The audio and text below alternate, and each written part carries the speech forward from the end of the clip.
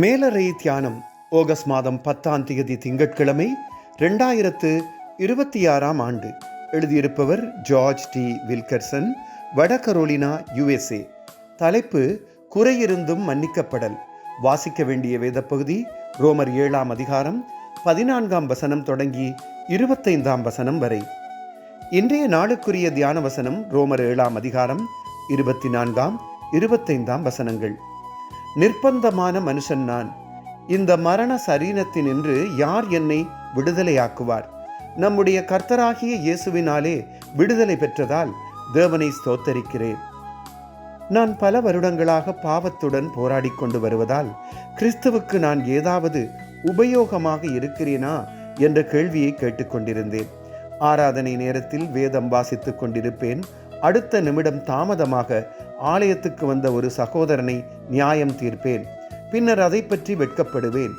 இப்போ என்னை நான் நியாயம் தீர்க்கிறேன். ரோமர் 7ஆம் அதிகாரம் 15 தொடக்கம் 25 மாம்சத்துக்கும் தேவனுடைய ஆவிக்கும் இடையில் நடைபெறும் போராட்டம் பற்றி பவுலடிகள் விவரிக்கிறார். மத்தேயு 16ஆம் அதிகாரம் 13ஆம் வசனம் தொடங்கி 23 ஒரு கணம் வெற்றி அடைந்தவர் அடுத்த கணம் விழுந்து விடுகிறார். வசனம் 17 சீமோனே, நீ பாக்கியவான், பரலோகத்தில் இருக்கிற என் பிதா இதை உனக்கு வெளிப்படுத்தினார் என்று இயேசுவால் புகழப்படுகிறவர்.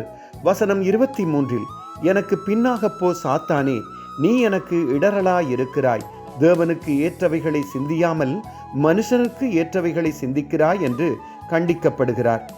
அப்போஸ்தலர்கள் தொடர்ந்தும் இடறி விழுந்தாலும் அவர்கள் எழுந்து திருச்சபையை கட்டினார்கள். அதை போலவே நாங்களும் விழுந்தாலும் திரும்பவும் எழுந்து அவருடைய சேவையை தொடரும்படி எம்மை அழைக்கிறார். தவறு இல்லாதவர்களை அல்ல, மன்னிப்பை பெற்றவர்களை அழைப்பது தைரியம் தருகிறது. ஜெபம். இரக்கமுள்ள கடவுளே, பாவத்தை அறிக்கையிட்டு மனம் திரும்பி உங்கள் சேவை செய்ய உதவி செய்யுங்கள். ஆமேன். இன்றைய நாளுக்குரிய சிந்தனை, இயேசுவுடன் நடப்பது எப்படி என்று கற்பதற்கு இடறி விழுதல் ஒரு பகுதியாயிருக்கிறது.